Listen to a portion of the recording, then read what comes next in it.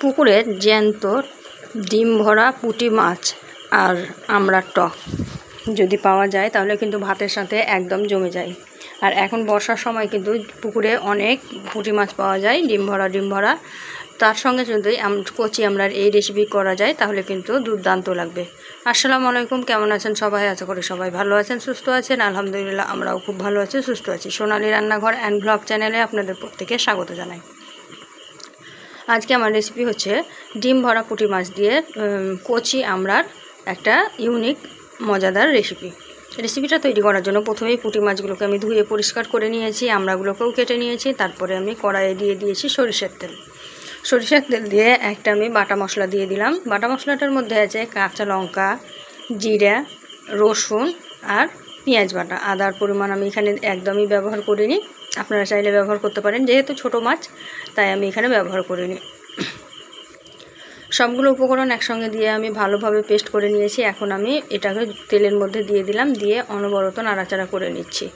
নাড়াচাড়া করে মশলাটাকে একটু ভালোভাবে কষিয়ে নেব।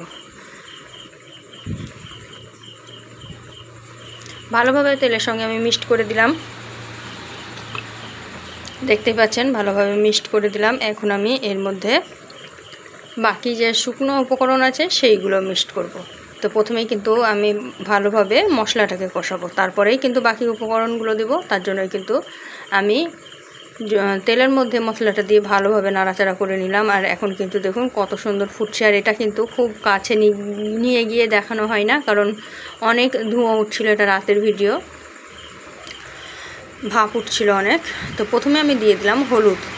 এখানে হলুদ গুঁড়ো আমি অল্প পরিমাণেই দিয়েছি। প্রথমে দেখলাম হলুদটা কেমন, কারণ আমি মায়ের ঘরে আছি আর মায়ের ঘরের জানি না হলুদটা মানে কেমন কালার হয়, তাই প্রথমে অল্প পরিমাণে দিলাম, দিয়ে আবারও একটু দিয়ে দিলাম।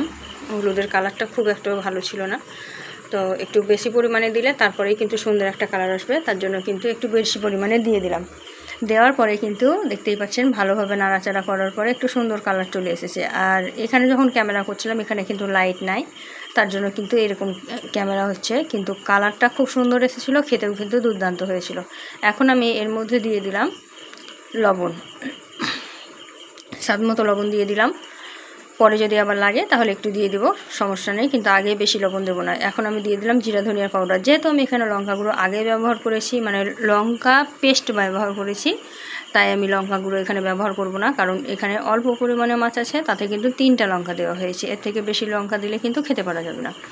তো মশলাটা কিন্তু সুন্দর করে আমি কষিয়ে নিলাম। দেখুন ভালোভাবে মাখো মাখো হয়ে গেছে মশলাটা।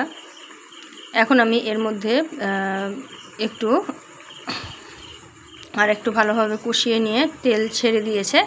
এখন আমি এর মধ্যে মাছ আর আমড়া দুটোই দিয়ে দিব। দেখুন আমড়াগুলো খুব কচি, তাই আমি চাকচির করে কেটে নিয়েছি, আর মাছগুলোও কিন্তু সুন্দর করে বেছে নিয়েছি। আর এখানে কিন্তু একটা সঙ্গে ছিল আমেরিকান মাছ, সেটাও কিন্তু আমি একসঙ্গে দিয়ে দিয়েছি। এখন আমি মাছগুলো মশলার মধ্যে দিয়ে দিলাম, দিয়ে একটু নাড়াচাড়া করে নেব। নাড়াচাড়া করে মাছটাকে একটু কষিয়ে নেব। ভয় পাবেন না, সঙ্গে সঙ্গে দেওয়ার পরে কিন্তু মাছগুলো ভাঙবে না। একটু ভালোভাবে কষিয়ে নেবেন, তারপরেই কিন্তু জলটা দিয়ে দিবেন, তাহলে কিন্তু খেতেও খুব সুন্দর লাগবে, দেখতেও খুব সুন্দর লাগবে। তো ভালোভাবে মাছটাকে আমি মশলা মাখিয়ে দিলাম, আর একটু আমি কষিয়ে নেব সুন্দর করে। মাছটা সুন্দর করে কষিয়ে নিলে দেখবেন সাইড দিয়ে তেল ছাড়তে শুরু করবে। দেখুন কত সুন্দরভাবে তেল ছাড়তে শুরু করে দিয়েছে। এখন কিন্তু আমি আরেকটু নাড়াচাড়া করে দেব, দিয়ে ভালোভাবে দেখতেই পাচ্ছেন নাড়াচাড়া করে দিচ্ছি আমি। এখানে কিন্তু ভেঙে যাচ্ছে না একটুও। সাবধানে যদি একটু নাড়াচাড়া করে নেন তাহলে কিন্তু ভাঙবে না, সুন্দরভাবেই কষা কষা হয়ে যাবে। তো আমার কিন্তু প্রায় কষা কমপ্লিট হয়ে গেছে। আমি আরেকটু নাড়াচাড়া করে দিব, দিয়ে এখানে জল অ্যাড করে দিব। আর আমি মিক্সির বাটিতে যে মশলা করেছি সেটা ধুয়েই কিন্তু জলটা দিয়ে দিব, কারণ ওইটাতে একটু মশলা লেগে আছে পেস্ট। তো দেখতেই পাচ্ছেন তেলগুলো কিন্তু ভালোভাবে ছেড়ে দিয়েছে। মাছের থেকে বেশি ভাজবো না, এর থেকে বেশি উল্টাপাল্টা করলে কিন্তু তখন আবার ভেঙে যেতে পারে মাছগুলো, তখন আবার কাটা কাটা লাগবে, খেতেও কিন্তু ভালো লাগবে না।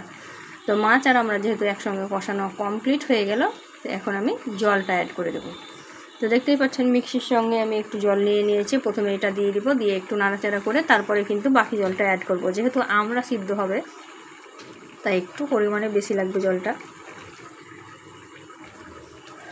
তো দেখুন মাছের মধ্যে জলটা দিয়ে একটু নাড়াচাড়া করে মশলাগুলো ভালোভাবে আমি কিন্তু কড়াইয়ের মধ্যে নিয়ে আসার চেষ্টা করছি। কিন্তু এই কাজটাও কিন্তু হালকা হাতে করতে হবে, তা না হলে কিন্তু মাছগুলো ভেঙে যাবে। তো দেখতেই পাচ্ছেন তার মধ্যে আমি এখন জল দিয়ে দিলাম।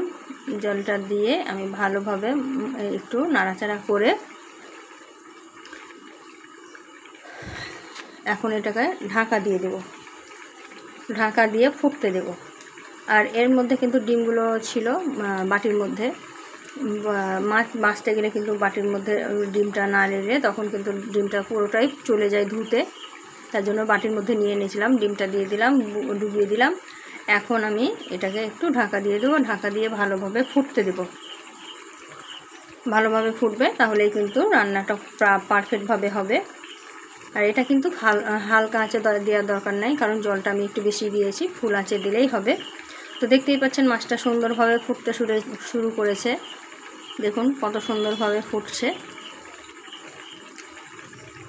মাছটা, খুব সুন্দরভাবে ফুটতে শুরু করেছে। আর এখন কিন্তু আমি আবারও ঢাকা দিয়ে দেব, কারণ হচ্ছে যে এটা ঢাকা দিয়েই রান্নাটা করব, তাহলে স্বাদটা বেশি সুন্দর হবে। তো সম্পূর্ণ রান্নাটা হওয়ার পরেই দেখাচ্ছি, কারণ এটা থেকে আর দেখানোর কিছু নেই। মাছের ঝোলটা যখন কমে যাবে, মাছের আমড়াটা সিদ্ধ হয়ে যাবে, মাছগুলো হয়ে যাবে, তখনও কিন্তু নামিয়ে নেব। তো এই তো দেখিয়ে দিলাম, এখনও কিন্তু অনেকটা পরিমাণে জল আছে, দেখতেই পাচ্ছেন। তো লাস্ট ফিনিশিং দেখার জন্য প্রস্তুত হয়ে যান, কত সুন্দর হয়েছে দেখবেন। যারা যারা পুকুরের মাছ খেয়েছেন এরকম পুঁটি মাছ, তারা তো জানবেন, যারা খাননি তারা অবশ্যই খাওয়ার চেষ্টা করবেন। দেখতেই পাচ্ছেন মাছের ঝোল কিন্তু অনেকটা কমে গেছে, অনেক কম হয়ে গেছে। আমড়াগুলোও খুব সুন্দরভাবে সিদ্ধ হয়ে গেছে, আর মাছটাও কিন্তু খুব সুন্দরভাবে সিদ্ধ হয়ে গেছে। আর হলুদের কালারের জন্য কিন্তু কালারটা একটু অন্যরকম লাগছে, কিন্তু খেতে দুর্দান্ত হয়েছিল। তো দেখলেন কত সহজেই সুন্দরভাবে আমরা দিয়ে পুঁটি মাছের ডিম ভরা পুঁটি মাছ সুন্দরভাবে টকভাবে রান্না করে নিলাম। এই তো লাস্ট ফিনিশিং দেখুন কত সুন্দর লাগছে, মাশাআল্লাহ অনেক সুন্দর হয়েছিল। তো যদি ভালো লেগে থাকে অবশ্যই লাইক শেয়ার কমেন্ট করে দিবেন। আর আপনারা কী ধরনের ভিডিও আমার কাছ থেকে দেখতে চান সেটাও কমেন্টে জানাবেন। আমার ভিডিওগুলো দেখার জন্য অবশ্যই আমার চ্যানেলটিকে সাবস্ক্রাইব করে দিবেন, পাশে থাকা বেল আইকনটিকেও প্রেস করে দিবেন। আজকে এই পর্যন্ত, দেখা হবে এই ধরনেরই আরও নিত্য নতুন রেসিপি নিয়ে পরবর্তী ভিডিওতে। ততক্ষণ সবাই ভালো থাকবেন, সুস্থ থাকবেন, আর আমার জন্য দোয়া করবেন। খোদা হাফিজ।